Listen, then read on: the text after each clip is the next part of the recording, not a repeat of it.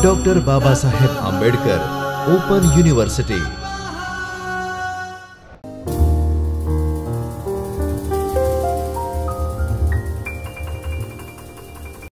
Okay friend, warm welcome in today's session. In the session for the cyber security tools, technique and countermeasure. In previous session we discussed regarding the cyber security frameworks. In this session we will continue the same discussion. We will discuss regarding the ISO 27K standard in a detail. Apart from that, we will discuss another standard, PCI payment counter standard also. After that, we will discuss the component of the cyber security framework. So, this is our discussion point or our session outline. So, after this session, you will learn about the ISO 27K. Because in a previous session, as we discussed about the ISO standard, it's an international standard, and the ISO 27000 series is for the IT asset or information asset security. Then after PCI standards, payment card industry standard, and finally you will learn about the components of the cyber security framework. So, first of all, if we are looking in a detail of ISO standard, International Standard Organization. So, first one is the ISO 27. So, ISO 27000, ISO 27K, ISO 27000 or 27K is a standard which is defined to ensure the information security management system. Now, information security management system, that means in other language, or if we look closely if we look in detail, at that time ISO 27K ensures about the practices of organization in the direction of IT security.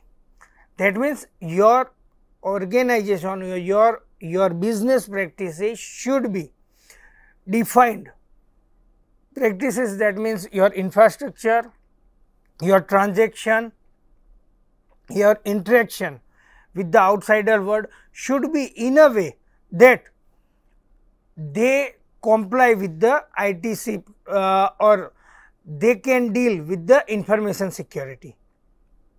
Another standard is ISO 27001, Information Technology Security Technique. So, information security management system requirements, it is released during the 2013, and it specifies that information security management system in the same formalized, structured, succinct manner as other ISO standard specify other kinds of management system. After that, ISO 27002 Code of Practice for the Information Security Control, essentially detailed catalog of information security controls that might be managed through the ISMS. So, code of the practice, which kind of practice should be followed during the code for the information security is mentioned or is covered in a ISO 27002. The next standard is ISO 27003. Now, its concern or it's related with the auditing, and it is very important because in previous session we discussed regarding the RBI guideline. Now, if we combine ISO 27000, 27001, 27002 and 3, then you can get the idea that for particular bank. For example, there is a bank and they are having the IT infrastructure. So, now it is quite obvious that that they have to follow the RBI guideline, because they are the bank. So, by law they are abide by law, they are abide by the law to follow the RBI guideline. Now, in a RBI guideline, it is clearly mentioned that financial institution have to comply with the ISO 27K series. That means they have to set up their information security in a such way that they can protect the financial interest of their customer, they can reduce the possibility of the threats on their infrastructure, and their implementation should be in a such a way that standard practices of the information security must be followed or must be fulfilled. And moreover, apart from all these, the auditing is also equally important for the organization. Auditing in the sense, they have to provide complete documentation in form of systematic report, in form of detailed report, which contains the state of the particular resources and the complete SWOT analysis, strength as well as weakness analysis of their business practices. So, this is the ISO standard. Now, apart from that, because while we are discussing the ISO standard, so it is completely based on the plan, do, check act model. That means, first of all you are required to plan, which means plan your security mechanism, set up or define the processes. Now, then after check means once you implement plan, you are start the following practices. After that, you are required to check your practices, and then after act means act accordingly. So, the risk assessment is there. Once you plan and following the starting to follow the practice, at that time to evaluate your practices is important, and after that the act is important. So, this is the security mechanism, implementation and reassessment are also parallel product of the ISO practices. Next,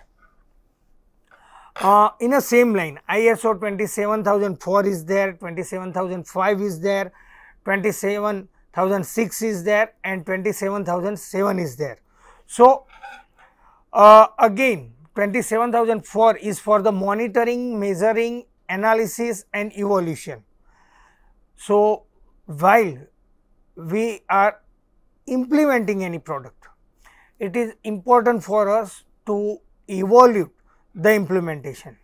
That means, to measure the outcome or to analyze the outcome, and based on the outcome of the analysis, evaluation is being carried out.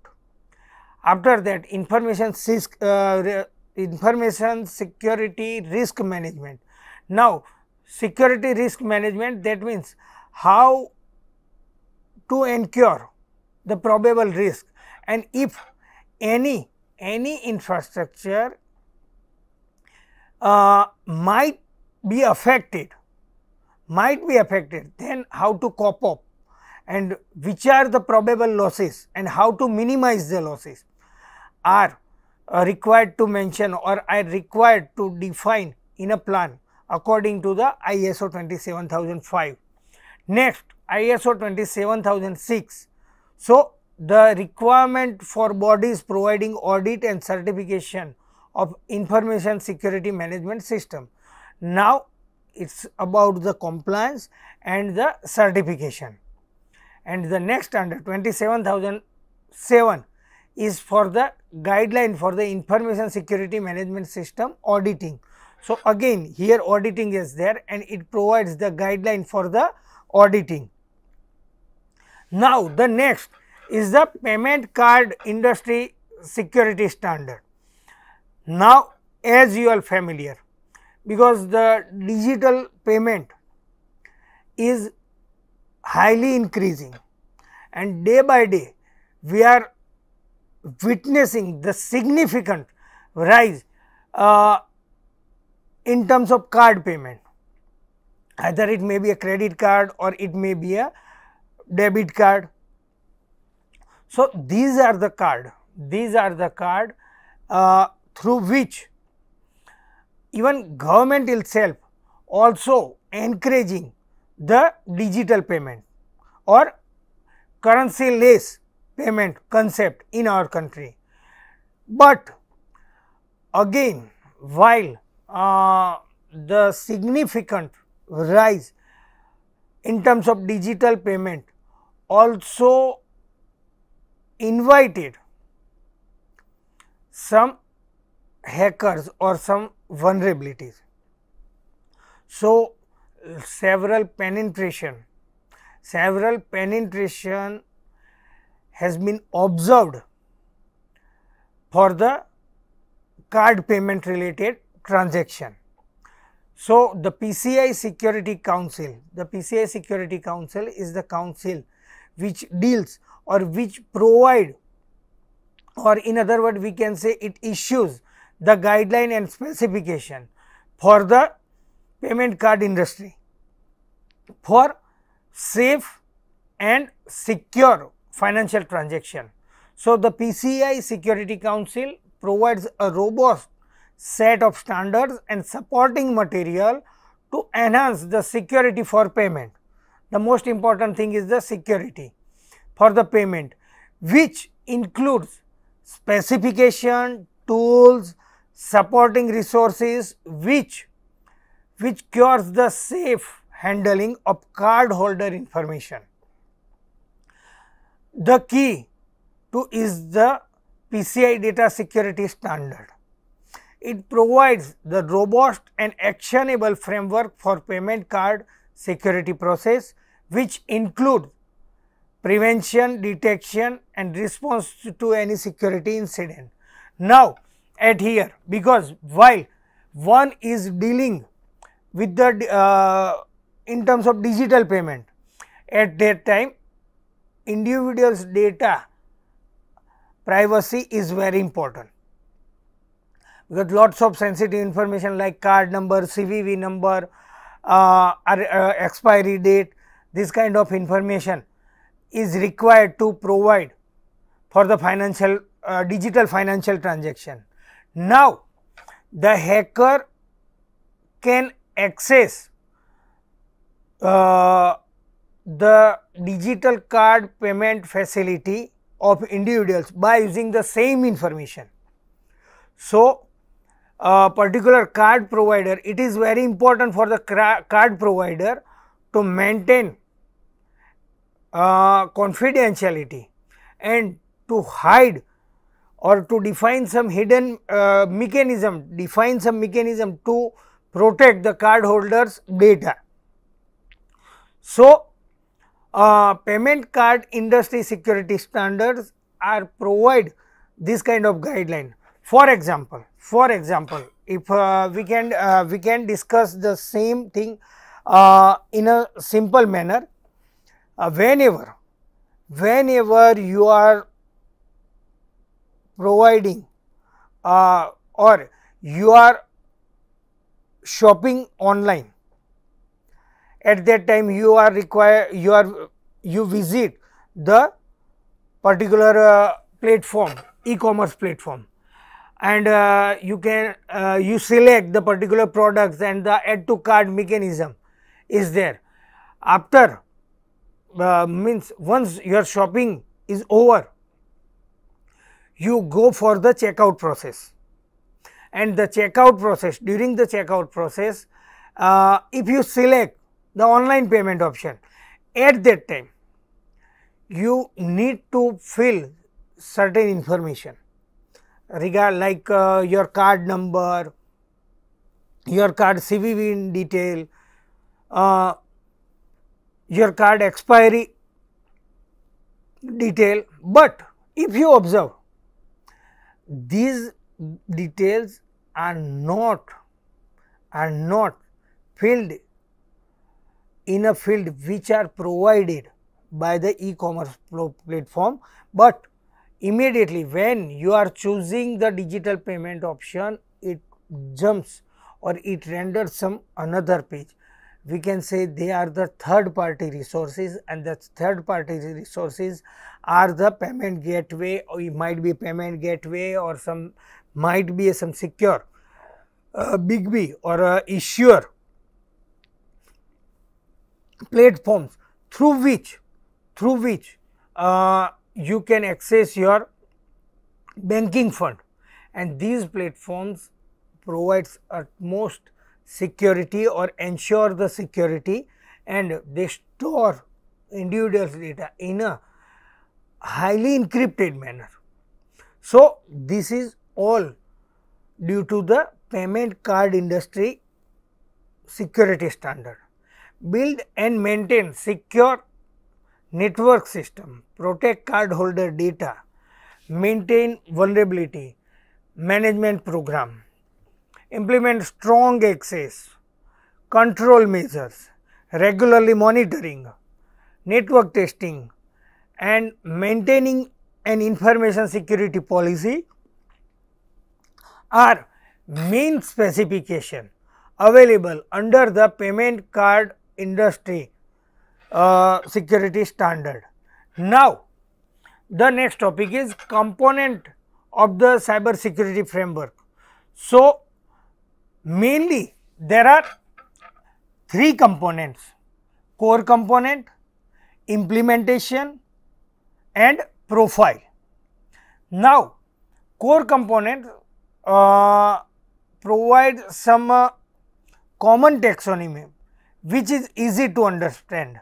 Core guides organization in a managing and reducing their cyber security risk in a way that components and organizations existing cyber security and risk management process.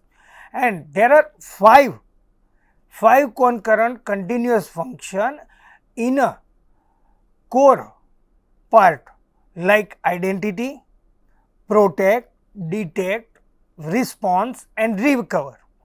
Mind well, these are the concurrent functions, so parallelly happening. So, identify the risk, protect the organization's resources, protect the IT infrastructure, detect exact threat, detect the exact problem, cyber security related problem. Once you identify the problem, appropriate response mechanism should be there to deal with the cyber attack. So, identify the problem, protect your resources, so you can ensure the minimum risk or the further loss is stopped from the particular point. Then after that, detect the existing actual problem. Once you find out, or after the detection of problem, the response mechanism is there. Response, that means deal with the cyber attack, and later on the final recover phase. So, to cope up or to incur the loss. So, these are the parallel function and continuous activity. These are the core function, and core function with that means continuous activity, that means this activity should be continue during 24/7 basis in a 24/7 manner. So, when considered together, these functions provide high level strategic view of the life cycle of an organization's management of the cyber security risk. So, this is the core framework. Now, another component is the implementation. Implementation, that means implement the cyber security policy or implement the a particular framework. So, within that framework entire business functions, entire business processes are carried out within a particular framework. So, for example, the implementation part also mentions that how the password will be saved, how the password, for example, how the password will be changed, what is the frequency of the password change, who are supposed to acquire particular resource, that means role authentication mechanism are there. So, these kind of steps are covered under the implementation tier. And next is the profile. Now, profile, that means profiling. Profiling, we can say the particular user profiling, particular processes profiling. So, if the rule based authentication is there, at that time the profiling is very important. Profiling, that means which are the normal activity, which are the suspicious activity, and which are the intrusive activity. For example, this kind of profile are also possible. Now, normal transaction or normal activity, that means for example, we can say whenever particular server of your organization is receiving numerous requests for the business transaction or a particular financial transaction, at that time up to some threshold value, it has been considered as a normal. After that, alarm should be generated or alarm mechanism is there, and the suspicious profile, that means whenever the threshold value cross, at that time the alarm should be raised for the organization's IT security team. So, they can look into this matter and they can even by some automated mechanism or by some manual mechanism, they can differentiate the normal activity and intrusive activity and suspicious activity. So, this kind of possible profiling should be there. After that, the access profile should be there. Access profile, that means again I would like to discuss with certain example. You are having a large campus, and for the network access or to provide the network connectivity, there are various access points are installed in your organization, but one can compromise your network access point from the neighboring premises, because the wireless access points send the signal in omnidirectional. So, anyone who is in a range of the network signal, wireless network router signal, can receive the network access and is able for the penetration. So, again this kind of profile should be there. So, this is the profile component. So, these are the three components, and friend, as we discuss these are the main component.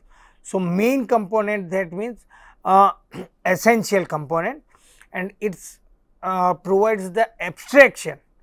Abstraction, that means it does not provide the detailing, but based on the different requirement, because as we know each and every business house is having its own business processes, its own IT infrastructure, and it might vary from business to business. So, it is varying from business to business.